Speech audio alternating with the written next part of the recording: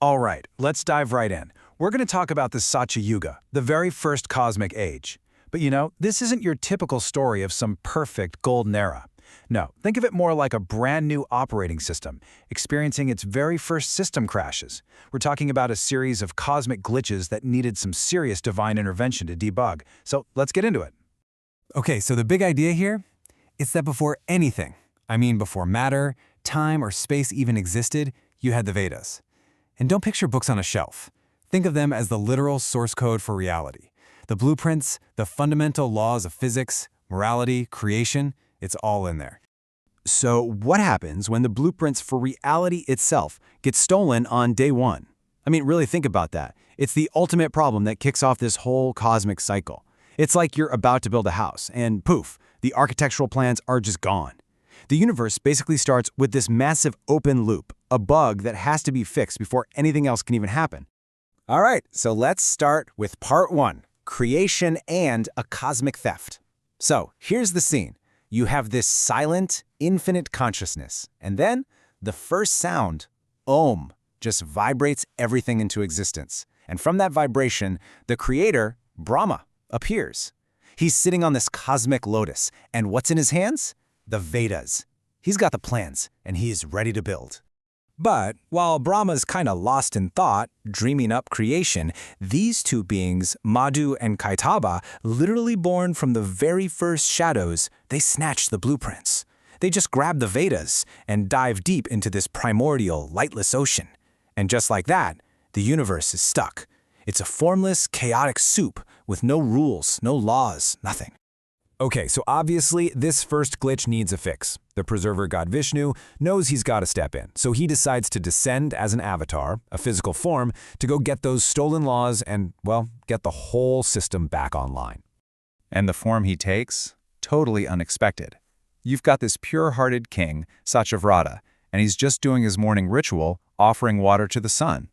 And all of a sudden, he finds this tiny, shimmering fish in his hands. And then it speaks.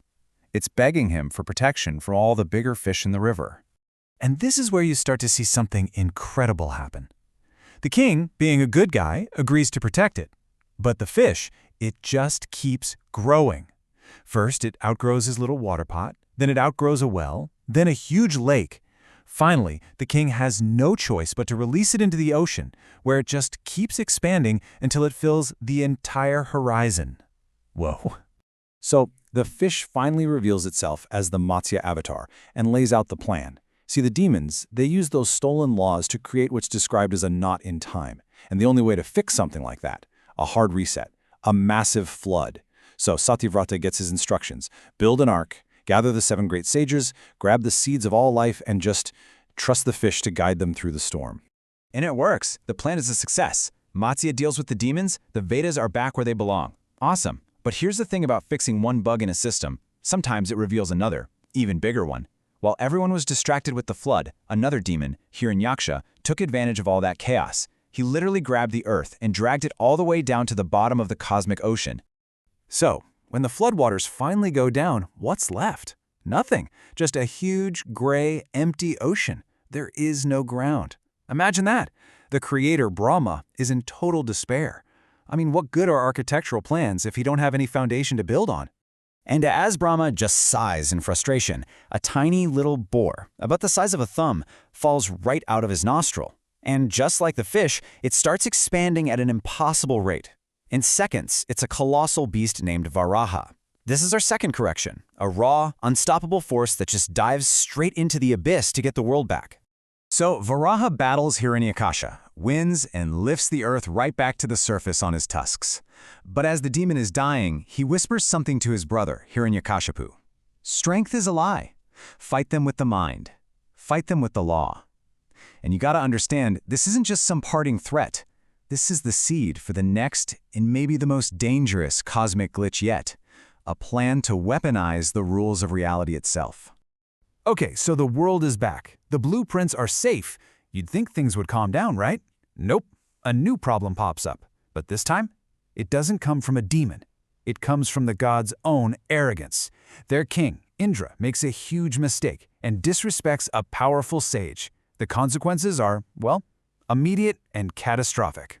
The sage lays down a curse, and the gods get hit with what's called the Gray Decay. And it's exactly what it sounds like.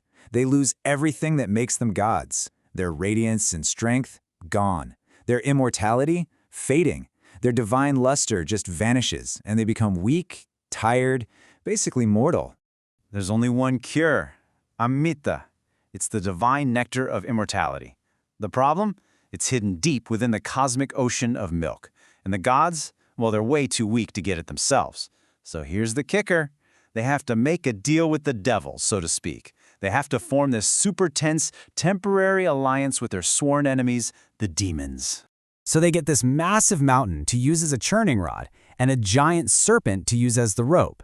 But as soon as they start, the mountain begins sinking into the muck at the bottom of the ocean. So what happens? Another correction. Vishnu appears as Kurma, a tortoise the size of a continent, and slides under the mountain to give them a stable base.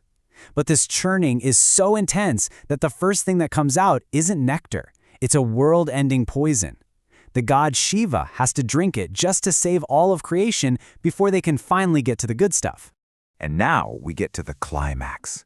Because while all of that was going on, while the gods were busy getting their power back, the demon Hiranyakashipu was following his brother's last words.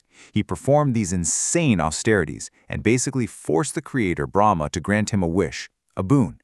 And he crafted it so carefully that it made him practically unkillable. It was the perfect logic bomb planted right in the source code of reality. But there's a twist. This new tyrant has a son, Prahlada, and the son is completely devoted to Vishnu, the very god his father hates and has outlawed. So the king tries over and over again to execute his own son. He throws him in a pit of snakes, they make a bed for him. Throws him off a cliff, the ocean catches him. Tries to poison him, he just drinks it like water. The universe itself is protecting this kid, and it drives the king, who thinks he's beaten the system, absolutely mad. So we get to the final showdown. It's happening in the palace, right at twilight, so it's not day, but it's not night. The king drags Prahlada to the threshold of a doorway, so he's not inside, but he's not outside either. Then he points to this random stone pillar, and he just roars at his son, "If your God is everywhere, is he in this pillar?" And the pillar just explodes, and out comes Narasimha, the man-lion. And this is just genius. It's the perfect cosmic loophole. Is it man or beast? Nope, it's both. Does it happen inside or outside? Nope, on the threshold. Day or night? Nope, twilight. On the ground or in the sky? The demon is on his lap. Killed with a weapon? Nope, just with his own claws. Every single condition of that unkillable boon is perfectly met, and the logic error is, well, violently deleted from the system. The tyrant is gone. Order is restored. But it came at a high price. That pure, perfect white light of the first age, it's now stained with blood from this necessary violence. And there's this symbol, the bull of Dharma, which represents cosmic morality. At the start of the age, it was standing firmly on all four legs. Now, it lifts one of them off the ground. The age has changed. The world is different. And that really brings us to the final takeaway here. This whole chain reaction, one glitch leading to another and another and another, all starting from a simple theft, it shows that even in a so-called perfect golden age, the seeds of its own decay are right there from the start. And it kind of makes you wonder, right? What if this endless dance between order and chaos isn't a flaw in the system? What if it's the most fundamental feature of existence itself?